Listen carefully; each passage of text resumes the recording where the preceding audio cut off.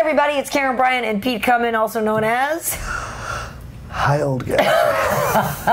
No, I'm not sure that's a nickname that I necessarily want. I don't think so either.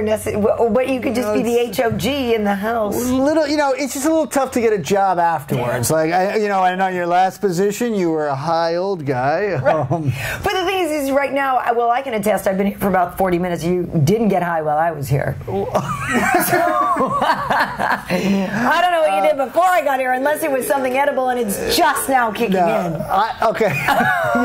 For the record, I'm actually never high during this broadcast. Right, okay. Shortly thereafter. Right, immediately following. Never.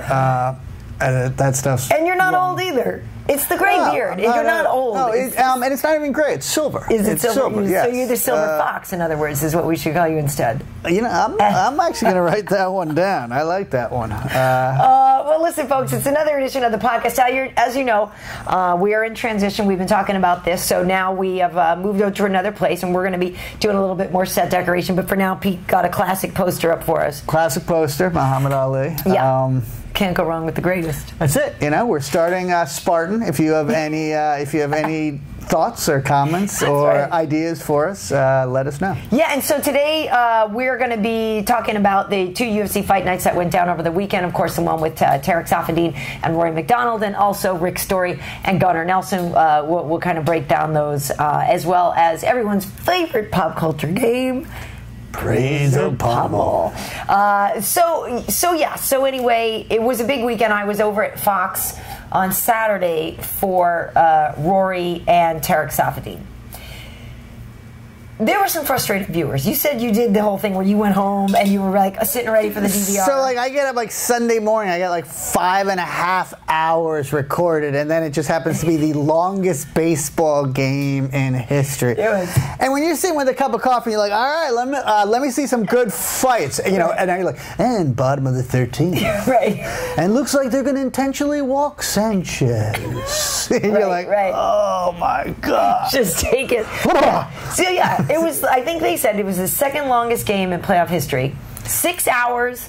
I want to say 20 minutes, but it might have been 6 hours and 2 minutes, but it's over 6 hours long. Listen, baseball games are fun for that when you first walk out to the park and you see the park and you go oh, and then for about 7.5 minutes afterwards until you realize how expensive the beers are, and then you're like, damn it, where did I come here? Especially for us, though. Fenway's beautiful. No, Fenway's great. Fenway's great. Come on. But I know what you're saying. Well, so here's the deal. So I'm at Fox. I got there at 4 o'clock.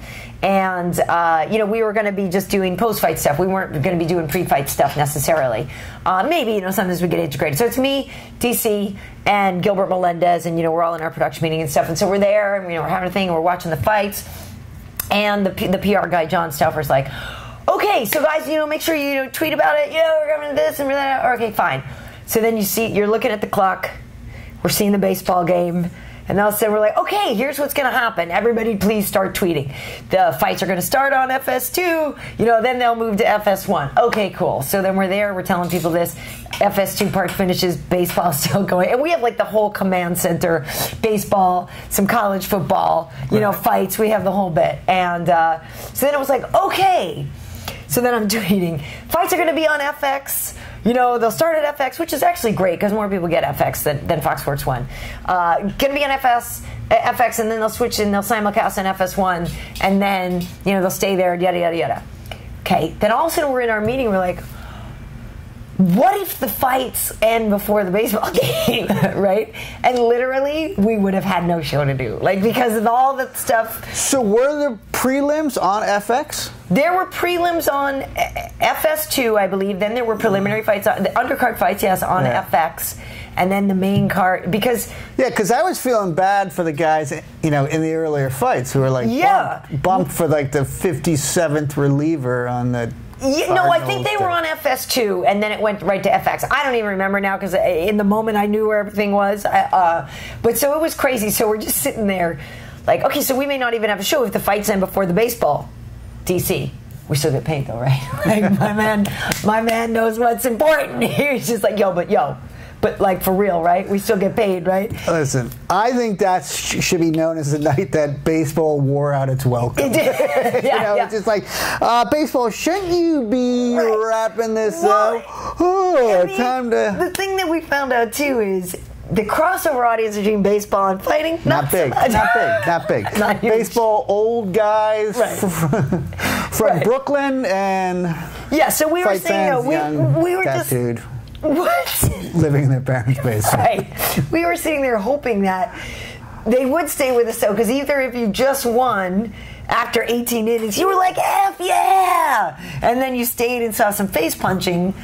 Conversely, if you just lost after all that, some face punching might be a nice relief. That's why baseball stadiums have parking lots, so people can get punched in a parking lot. Apparently, there was another fan beating. That's why I will only ever take our daughter to a day game at Dodgers. Well, which is crazy too. It's like, how much money do these owners make? That thing should be like a militarized zone around the stadium. Like, you got to make that thing safe for families. So anyway, you got to see, a lot of you got to see the co-main event and the main event. So I want to talk a little bit about Rafael Assunção and Brian Caraway. You know, the judges gave it all to Assunção, and in the studio, we kind of felt like Brian won a round. Like, kind of the second round, we think was it. Like, the first one was really close. And then Gil and I, we were sort of like, I think Brian won the second round.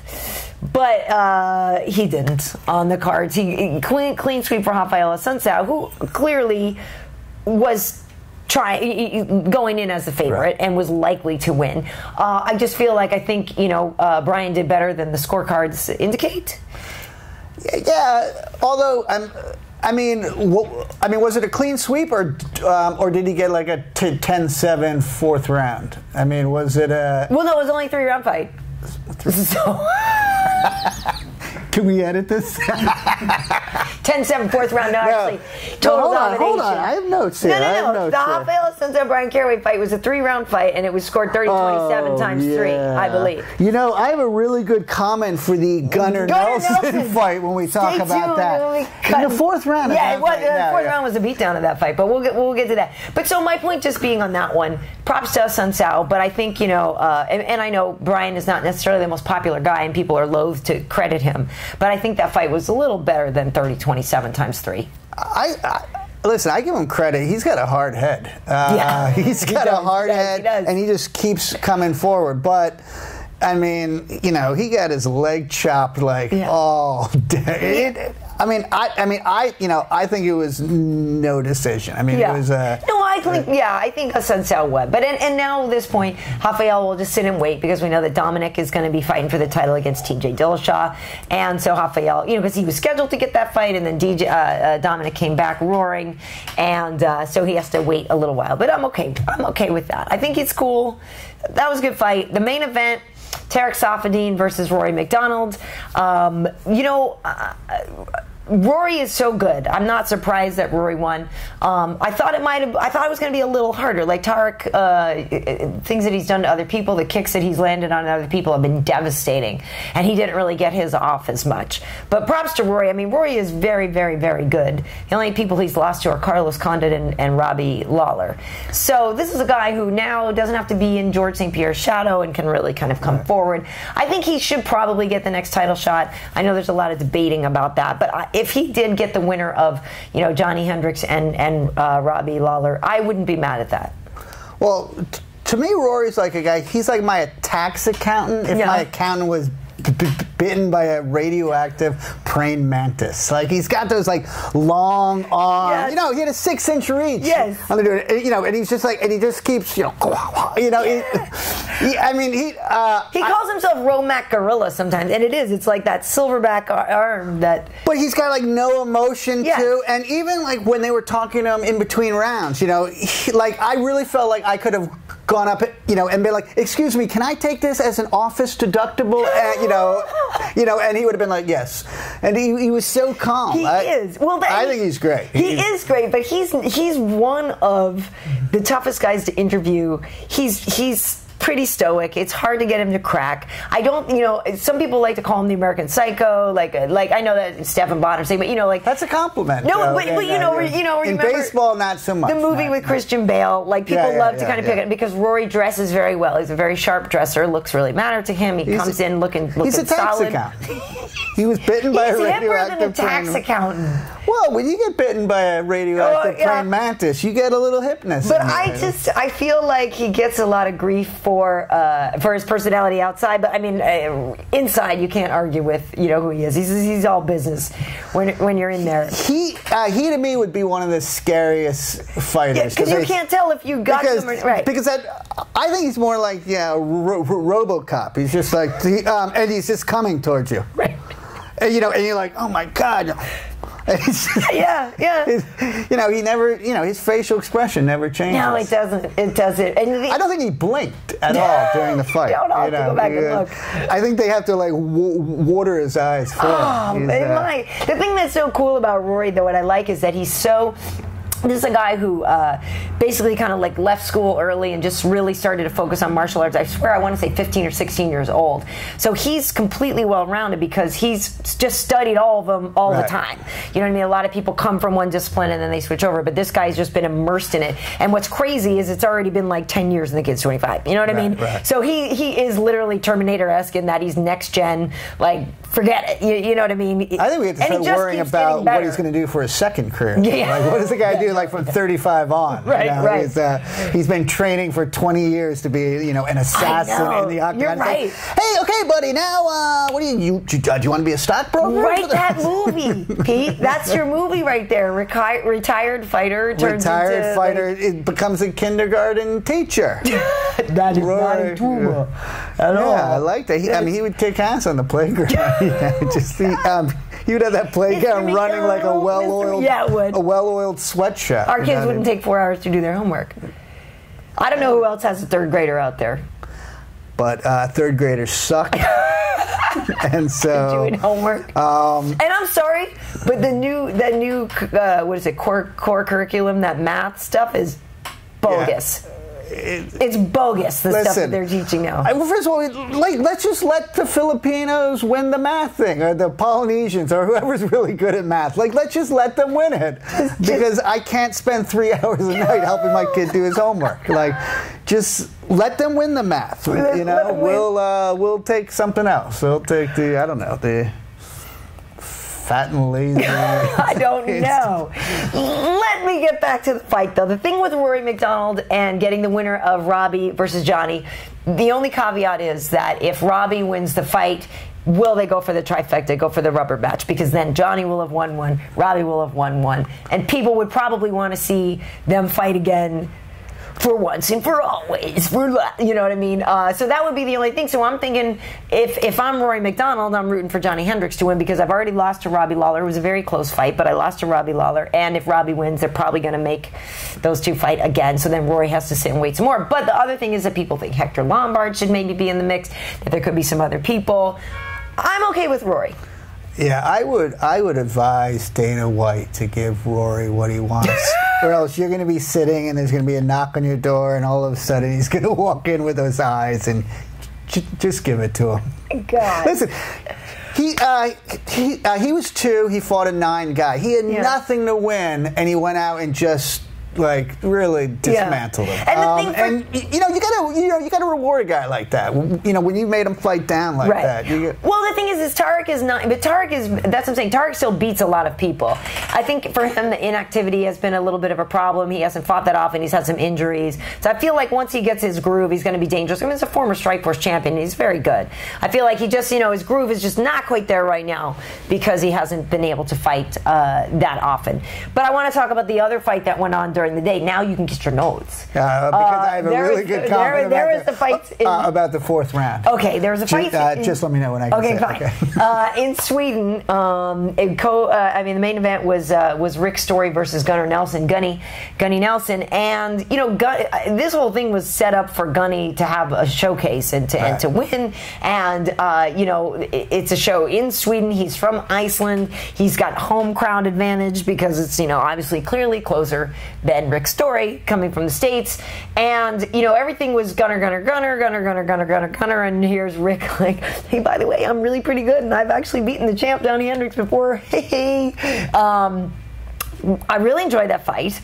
I thought it was really, really good. Rick Story comes out with the win. Gunnar Nelson was undefeated before that, and they say you learn more from a loss than you do from a victory. So I think he'll go and learn a few things from that. But I thought it was a really cool thing for Rick Story, and I know a lot of people think, like there was an article on Junkie maybe, and they were talking about him, and he was like, yeah, everybody just thinks I'm a tough guy, and but I'm more than a tough guy, and I'm actually trying to make my run for the title here as well. And, when he first came out, he had a lot of heat, and then he lost some close fights, like he's lost a few split decisions, and it's like if those decisions had just gone the other way, this guy would have this incredible record and this incredible streak going. It's just that he's kind of faltered on a little bit on these, and the cards didn't go his way, but he's really, really good. And I feel like he's the spoiler that people are kind of, he's down in the rankings a little bit, but he's a guy that people kind of have forgotten about. And then I think this weekend they all of a sudden went, oh, yeah. He's got great boxing skills. Oh, yeah, tough dude. He was... I just said it, see? A tough dude. That's what I think of when I think of Rick Story. Right. Yeah. And let me tell you about that fourth round. Yes, the fourth round. No, I actually was surprised that he let him up. I mean, he he dropped him hard, I thought he was going to finish him. I mean, Gunner's on his back, and and he's got his legs up, but like it looked like me with my legs up, like he wasn't really doing anything, and I was like, that was unusual. He let him, and Gunner was out on his feet for the rest of the he was like that look you have when you wake up in the middle of the night to go use the bathroom, and you're like this, bathrooms, like that was him, which is amazing because like imagine doing that in the middle, where's the bathroom? Oh my God. Bam, and you still have to like defend yourself. So, but I don't know how he survived that fourth round because he was, he was out. Yeah, it was like that. I mean, he's obviously clearly a tougher guy than you. I think that. Wait a minute, we don't quite know that. I just explained to you how many times I've had to wake up in the middle of the night and go to the bathroom. Right. He clearly doesn't have the bladder issues I have. No. Listen, I think we can actually draw a conclusion that anyone who steps into the octagon is pretty tough. Yes. There was a short career for wimps in the octagon. And also that day, during the day, Max Holloway came out and beat Akira Kurosani. That was a really good fight. Max Holloway is one of these guys that's definitely an up-and-coming star, likable guy, just keeps coming and he just blasted him near the outside. Oh no, I had my daughter with me. We were outside playing with the guinea pig. You might have seen a little picture I put on Instagram of Ginger outside. But I had the fight. You just questioned my toughness, and you mentioned a guinea pig Instagram picture, which is literally the softest thing that I've heard in a long time. Yeah, I guess it's a cute guinea pig. It's a really cute guinea pig. And so that's the problem, being a fight fan and these things that happen during the day. And I knew I had to work later at night too, so I had to spend some time with my daughter. But I was like, Mama needs her fight. So I literally had the fights on in the backyard on the computer and stuff. But Max Holloway, I'm very impressed with this guy, is my point. And I'm excited to keep seeing him rise and rise and rise because he's very likable and he's getting stuff done. Right. And again, went in there and beat a Swede in Sweden. I think anytime you can beat a Swede. Beat a Swede. I mean, we know a lot of Swedes here in town, actually. I could line that up for you. Would you like to beat up a woman or a man? Well, I know both. I don't think beating up a woman will. Probably not. I probably great. won't. Probably not so great. No, actually, if you can find me any Norwegians. Oh, really? Those a-holes? I hate the Norwegians. You're kidding. No, seriously. No, Norwegians are liars. Actually, if you don't know out there. No, they're total Norwegians. Oh it's something with the fish. No, I'm kidding. God. I don't believe I actually know a Norwegian, which allows me to make fun I know of some people of Norwegian descent. We actually know a ton. Well, everyone knows people of Norwegian. It's called Minnesota, right? Yeah, totally. But our buddy Lars Valin here of Valin MMA, available at Fortune Gym, it used to be Hoist Gracie's training partner, and he's Swedish, and he's totally great guy. He's a little nuts. Right. But he's great. So there's actually quite a big Swedish contingency here in Los Angeles. Swedes are good. But I went to the first show in Sweden. This is the dirty, those damn dirty. I went to the first show in Sweden, a couple years ago. It was great. That's a beautiful place. It was April though. It was still cold. I was a little disappointed in that, and I kind of stood out. But I had a good time. It's an expensive place. It's a very blonde place. It's a very blonde place. It's blonde, and then there's a lot of, I guess, Persians there as well. Like you get you guys that look like Akira Kurosawa, like the darker guys too. But I bet you stood out in a good way. If that's what the freakish looks were, yeah, I don't know. Not as bad as when I went to Hong Kong years ago. It's just the hair. The hair is just like they're like, what is that? Right. Sweden is lovely, but very expensive. If you go, bring a lot of money. A lot of money. It's expensive. Well, it has to be. It's so cold. I don't know. You gotta don't you have to take stuff over the mountains and stuff? Oh my God! So that was the fight weekend. I think it was a good one. I mean, it wasn't like, oh my God, I have to see all these fights because these are the top of the line name brand guys. But I feel like if you watched him, you got your money's worth. It was still better than 9 extra innings of a baseball game. Of baseball. So what did you do the rest of the weekend? I mean, you have a life. I don't know what else you did. Well, let me see, Karyn. Hey, the Patriots won yesterday, or on Sunday. That was Pats won. Because I was embarrassed by that Monday Night Football. I was horrified. We got spanked. That was bad. You know what's really embarrassing is how little football I actually get to watch now. Yeah, no kidding. So I actually have to go and I watch Sports Center Sunday night just to prove that I am ahead of Fox Sports Live. Fox Sports Live. Sports Sports Live. Sports Sports Live. No, you gotta watch. No. Fox Sports Live. Fox Sports Live. If I can't even get him to watch, I use Fox Sports Live. That's right. No, I'm never going to watch Sports Center again. It's hard. We all watch Sports Center. Who are we kidding? But I'm saying... All right, so Fox Sports... We have a lot of good programming on Fox Sports 1. This like a commercial for it right now. Yes, Fox Sports Live. I hear there's this great new sports program out there.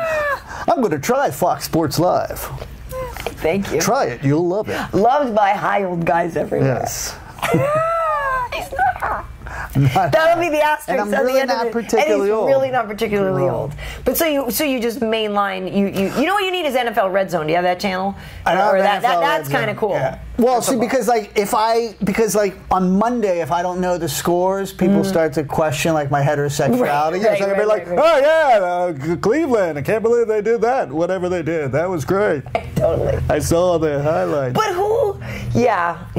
It's just it's really hard for me to convince my family. Hey, gang, Dad's going to be gone for 6 hours today. Yeah. I have to watch games. Right. So, but you have sons. Grow up by yourselves. But you have sons. That's a daddy. That's the thing. I watched football with my dad. That's how I even learned about it. The moment they start having football games with Lego pieces battling each other, my kids will be all over that. But or if they can do Minecraft, but Minecraft, NFL style. Right. Yeah. How's the soccer team going? You're coaching. Folks who don't know.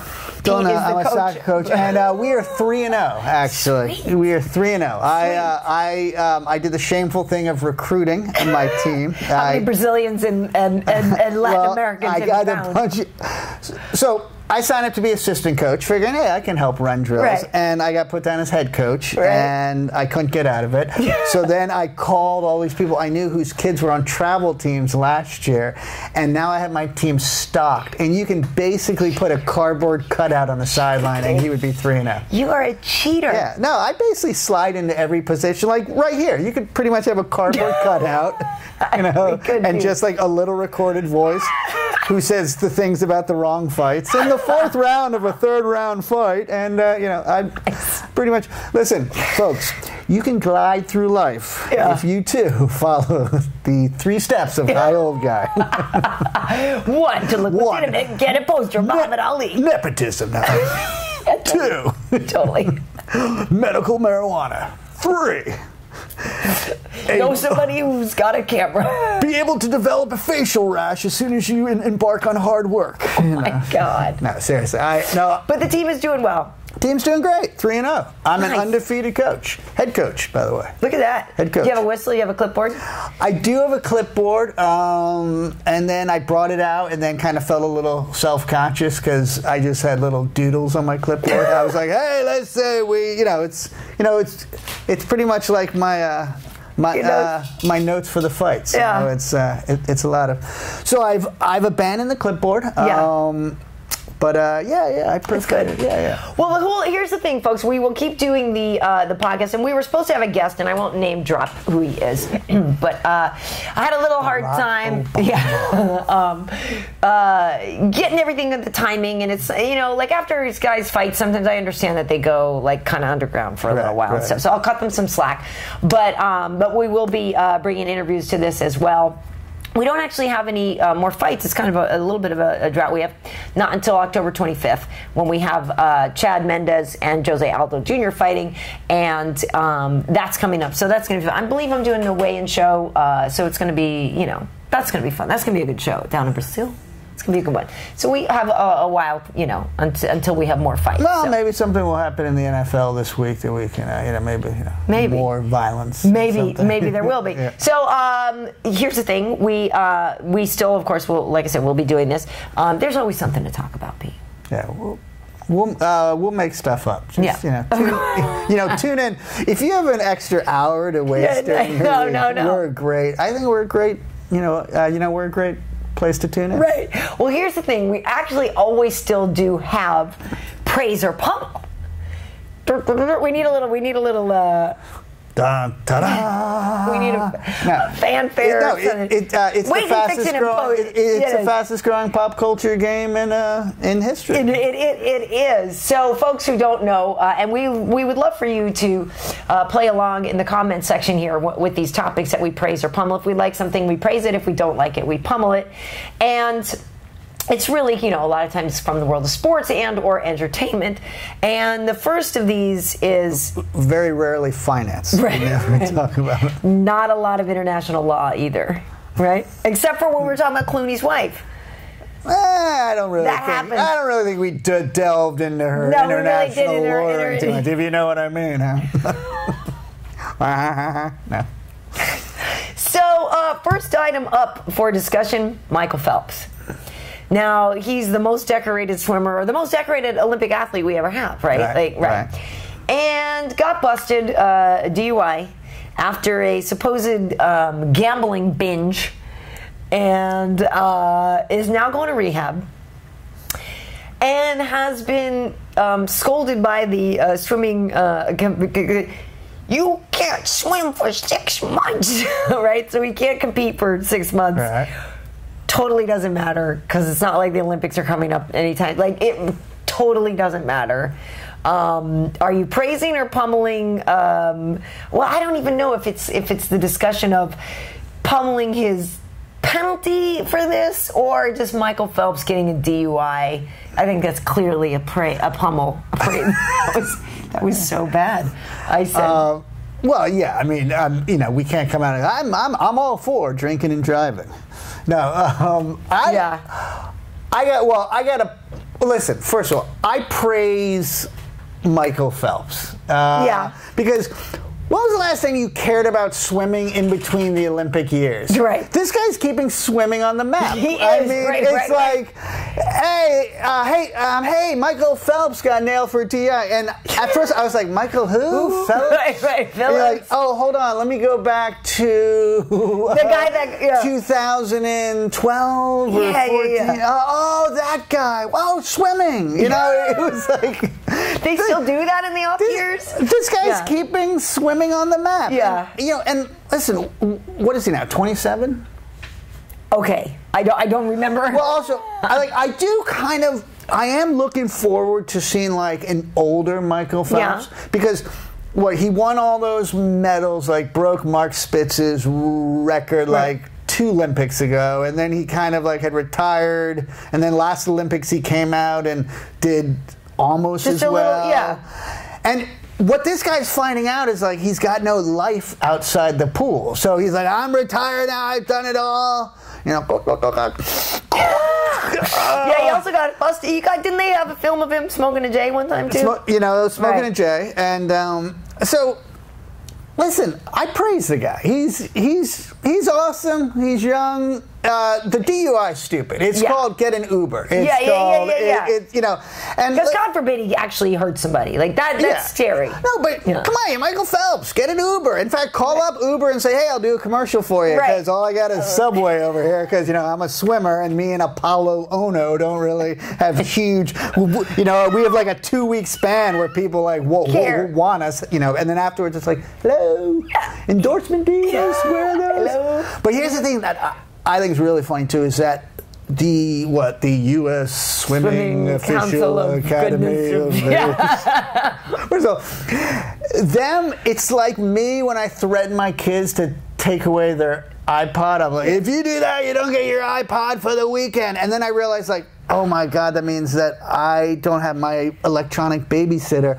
And for them to go, you can't compete in anything for 6 months. Oh my God, we've just lost our only draw. Right, totally. Because Ryan Lofty's just off being an idiot somewhere. Oh my God, that guy. So I don't know what they were thinking. If they were smart, they would have said, not only are you going to be allowed to compete for 6 months, but you have to compete in everything we tell you. You're going to swim against a porpoise on Monday. You're going to swim pulling an empty floating refrigerator on Tuesday. We're going to film that on Fox Sports 1. Like, make the guy, put like a yoke on him and just make him go through the water. Like, I don't know, plow farm fields in the water. Yeah, I mean, it's tough. I will, if he's actually going to go to rehab and all that, I will praise him for taking the right steps to do the right thing. But I also think that it's that whole thing of now the guy's finally having a chance to have a life because he was so focused on swimming all his life. So now is when the rebellion comes. So I will pummel his choices of, like you said, not taking Uber, not being smart about it. Like, I'm all for you letting loose. You've earned it. You have totally earned the right to just goof off. Do whatever.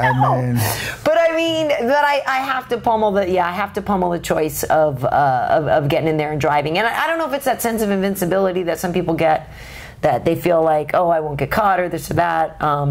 But if you read the thing about the police, it says, like, he falls over during the sobriety test or, like, had to start over a few times on some of the things. Well, I mean, he's never been a very good walker. No, you got to put him in the water. Hey, have you ever seen a synchronized swimmer pulled over? It's really bad. They just spin and fall. It's not. And it's really But their bad. hair looks fantastic. It's greased within an inch of their life. And they have that little nose thing. Yes. All right. Second item up for praise or pummel is Katy Perry, who is she went to the Oklahoma football game and like went on TV and stuff and is admitting that she's got the crush on the QB, Mr. Knight, Ted Knight? No, that's Ted Knight. Ted Knight. Hold on. I believe I have my notes. QB's name is fourth round. No, sorry. Yeah. Trevor Knight. Trevor Knight. Ted Knight he's dead. Ted Knight would be really weird if she had a romantic crush on Ted Knight. Totally. So I'm going to start on this one, pummeling this. I think it's a little weird for her to go to the game and be that overt with having a crush. And it also feels like, I know Katy is still a young lady herself, but there's something about going down there and kind of trying to poach a kid out of college that seems weird to me. It seems a little bit predatory. Yeah, and it's like, and I think she probably thought, hey, I'm Katy Perry. I'm super foxy. I can go and I'll get, I think she probably thought it was going to work, but then the guy has a girlfriend, right? And so it's apparently maybe not going to work. And so now is that just embarrassing for her? Well, first of all, I'm not cool with it. I'm pummeling the operation. Okay, I'm praising it. Are you? Praising it. Why not? You wish fun. When you were in college that some hot chick would come and like seek you out and. Yes, I do. I'm guilty as charged. Okay. First of all, then the guy goes and loses the game. Well, of course, because he's like, scared. I just gotta do well. I'm that close to being scene with Katy Perry. If I could just, oh, damn it, an interception. But then everyone's surprised, like they're like, as of Monday morning, he hadn't called her yet. Of course he hadn't called her yet. His girlfriend has been suction cupped all onto his crotch for 3 days, you know. He's like, honey, I got to make a call, you know. She's not leaving him and his phone alone. Yeah, so really, yes, it's like that, huh? I really. So this woman now is competing with Katy Perry. She's competing with Katy Perry. She has not been offered me since Saturday afternoon. Oh my God! No. It is that clearly. No, wait. Clearly, that's the only thing a woman can do to ensure the relationship. No, I'm sure they went on a long walk on Monday. Listen.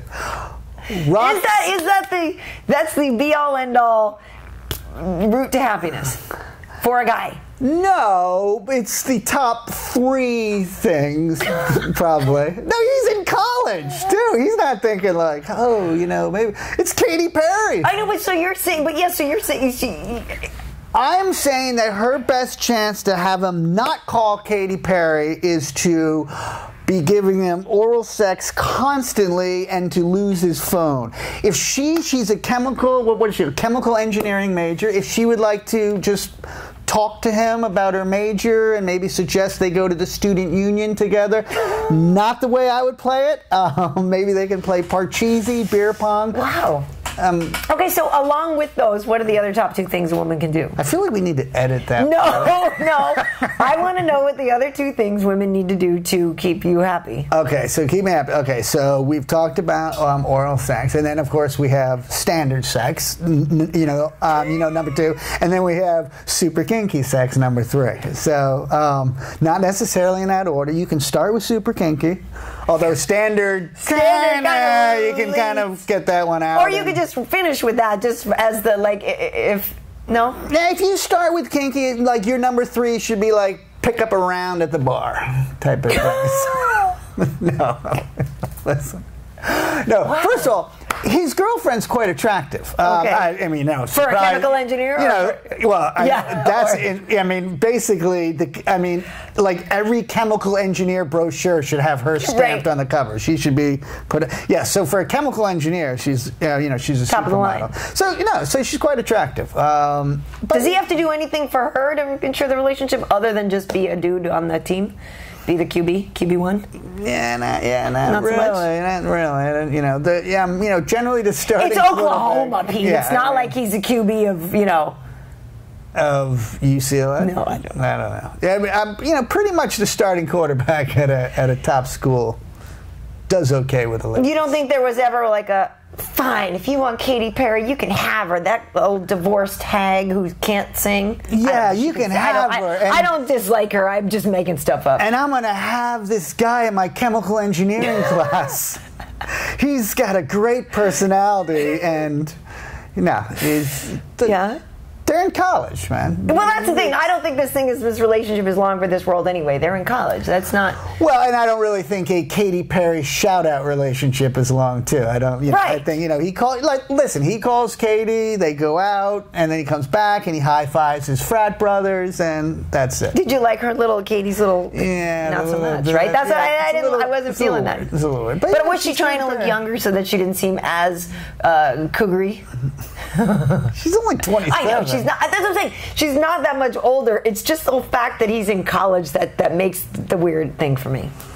Well, but if she was like a male and he wasn't in college but was like a cocktail waitress, it'd be like Nick Cage and somebody. Yeah. No, I don't have a problem with which is actually kind of creepy. So, I know. So good point. I don't have a problem with being the younger man thing. It's just the poaching out of the college and being so overt with it. I felt was a little weird. Yeah, I think it was just a little weird that she was even giving her opinion about college football. I mean, supposedly she picked all the games right that day, though, too. Yeah, except the Oklahoma one. The game, yeah, right. Because she screwed him up. Distracted him. Yeah, he was so worried. Well, so you praised her. I didn't even get your answer, did I? Yeah, I praised her. What the heck? Go after, be a cougar. Come on, listen. Okay, I wish there were more Please, aggressive women. Illuminate. I would have loved if I was in college and like there were like older aggressive, women are, hey, college boy, come here, mama wants to show you how it's done. Right, smoking a cigarette, come here. That would be great. Just hanging around the coop in Harvard Square, just coaching young men out. I mean, these guys are 18 and above. I'd be like, yeah, all right, I am ready to be violated, older women. Yeah, but see, as older women with younger men, the one thing that older women know about is like, no, shh, don't talk. Don't talk. Don't talk. Shh. Don't talk. Because you guys are doing it. Because I mean, aesthetically, a younger man seems great, but I think that if a woman goes too young, they're just not intelligent enough to be stimulating to them. Because other than that, we actually like a little brain play too. Yeah, and again, if you do like a little brain play, maybe the QB at Oklahoma isn't where you want to go, and maybe you do want to go to the chemical engineering lab. Saying. But I think Katie was holding up a sign. I don't think Katie was after his brain play. Can we? Plus, that was a weird thing you did too. I don't know. No, the sign. What did I do that? I meant this. Well, how do you this? Now we know Pete's right-handed too. Oh my God! Wow. And finally, third Fraser Pummel topic. By the way, Pete, you got to work on the air conditioning in this room. I'm schwitzing. It's hot. We can't open the window because then it's going to be too noisy. Right. All right, I will. Like I said, folks, in transition next week, I'll have the Beyonce fans. There we go. And then we're just going to have the. I think it's just a conversation. It's getting hot. It's the brain play. Yeah. And third and final is Cody Gibson, fighter Cody Gibson, who we last saw at UFC 178 in a fight with my buddy Manny Gamborian. Manny pulled off the submission in that fight. But Cody got into a bar fight the other day. Some guy came up to him, I guess was talking smack, and when you see the video of this, you can see it on TMZ and everything. The guy who's filming it knows he's got gold, and so he's giving his running commentary on it and everything. But Cody Gibson doesn't throw the first punch. In fact, doesn't throw any punches. Ends up just taking the guy down after he gets kind of cold cocked by this guy. But Cody makes the regretful, I think, mistake of saying, "Don't you know who I am? Google me, bitch." So that I have a problem with. I'm going to praise Cody for the way he handled the situation in terms of not throwing a punch. But Pummel points off for Google me, bitch. Really? Yeah. Okay, I totally praise everything. You do. You love that. First of all, he did the right thing. Yeah, he did. He identified himself as a fighter. And then, listen, if that was Clint Eastwood and he was like, Google me, bitch. You'd be like, that's the greatest movie line ever. I think he came up with like just a great, Schwarzenegger Googled me, bitch. That was awesome. You liked it? Yeah, for coming off the top of it, look me up on Wikipedia. Look me up on LinkedIn. No, yeah. You'll see that I'm a hungry fighter looking for a job. I better get out of just Google me, bitch. I love it. I'm surprised. There should probably be Google me, bitch shirts being printed. How about that? Hi, old guy. Google me, bitch. Well, the great thing is now when you Google him, Google me, bitch is going to be in there. Now it's like a. I just wish I could say that to someone, like Google me, bitch. And they're like, yeah, we did. We see you graduated from high school and 85. Yeah. Not much else on here about you. Not on your. What am I? You know what? I'm just going to throw a punch now, I think. Because Lord knows if they check your Twitter feed, you've been dead for months.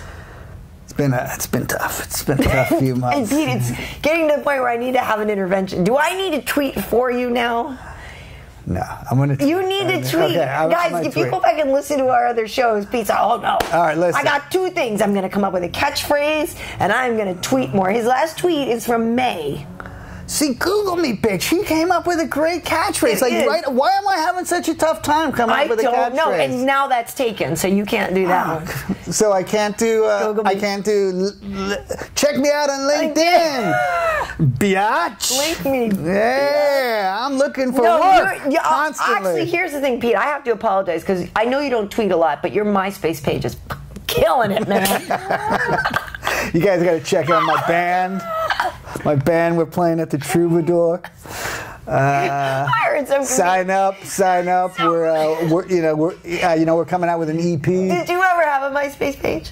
I did. But what happens to it now? Like literally, they're tumbleweeds. Like what happens when you go there now? MySpace is now where like creepy Danish businessmen go trolling for teenagers. Is it really? Yeah, is it still an active site? I don't know. I don't think so, dude. That was the biggest fall from. Yeah, like, I never had a page, but it was all about MySpace, and then it became completely dead, like overnight, right? Just because of Facebook. Facebook, just. And now apparently Facebook that's not where the cool people go now. Don't ask me where the cool people go though. I have no clearly idea. Don't know. See, this is like when you research something, you should also find out the answer to your own question. This is why I wasn't good at journalism school. My God. We've praised Cody Gibson. We praised. You've praised. I think Cody Gibson did a great job. You had a clean sweep of praises today for Michael Phelps, Katy Perry, and Cody Gibson. I praised Cody Gibson. I praised generally older women who want to educate college men on the. Let's just call it the. Education of sex. She kissed a girl too, and then she liked it. That was a good song, actually. And then I praised Michael Phelps. Just, dude, he screwed up. The DUI thing's stupid, but he's going to rehab. I mean, I'm sure he wasn't really given much of a choice there. I'm pretty much, Michael, this is what you'll be reading. At least he didn't hold it upside down like Ryan Lochte. Rehab, I go He's today. Not a bright man. No, but he is good looking. See? Right there. Right there, you're showing me that women care more about things than looks. Yes. Oh, that's another funny thing. I love when guys... So the fights in Scandinavia or Sweden, Stockholm, and... the ring card girls and guys are like just whistling like crazy. And I just like, what does that ever accomplish, right? You're up in like section 110, C3. Woo, I too think you're hot. Totally. I mean, first of all, you're not going to get any reaction. She just be like, and you're just like bumming everyone else around. Woo, I think she's hot. She's hot, okay. Anyway, but I love it. But guys still do it. But they do it every round, every time. But I just want to who is that guy? It's like, oh, all right, here we go. Here's my participation. Don't know. I don't know. So I just give him a polite clap. And yet that guy still thinks he deserves nothing but beach. It's like, hey man, come on, give it up for her. I bet this girl's never heard she was attractive before in her entire life. I bet she has really low self-esteem about her looks. Come on, guys, But for some reason, more it seemed louder in Stockholm. Yeah, it may have been. It's a round arena, so maybe it's something about how the sound. There were a lot of Norwegians there that night. Lion sons of creepy wooden shoe wearing, fish eating. Big sweater underwear. They actually wear wool underwear. It doesn't make them itch because they have this fine leather felt. Anyway, so I've heard. Folks, I think that's Google me, bitch! That's going to do it for us today. So you can, even though he doesn't tweet, you can find him at MindNoogie on Twitter. You know what? I will. We need a tweet challenge for you. Yeah. Give me a tweet challenge. Give me say, hey, why don't you tweet about this? That's true. If you want topics, we give you a topic. Yeah. I will tweet the first 3 topics up there. I will tweet all 3 topics this week. So that's MindNoogie on Twitter. You can find me at Karyn Bryant, Karyn Bryant, like Kobe. I always say, but I'm a Celtics fan because we are. Kobe should start saying it. Cool. Yeah. Hey, man, I'm Kobe Bryant, like Karyn Bryant. Yeah, right. Yeah, you seen her Fox Sports 1? And of course, Google her. Yeah, we have a couple weeks off on UFC tonight. Going to Kenny's wedding next weekend. Kenny Florian is getting married, so I'll be going to that wedding. It's going to be fun. Always, for these, we're still calling them podcasts, and they are going to be available for MP3 download as well. So go to MMAheat.com/podcast, and you'll be able to find them there. And Wade is still in the process of the whole SoundCloud, iTunes, whatever, iHeartRadio. I don't even know. Yeah, that whole thing. Yeah. And of course, MMA Heat on Facebook, and there you go. That's about it. Thanks, Pete. Damn, I need a catchphrase. Tune in next week, bitch. That's too aggressive. See you guys.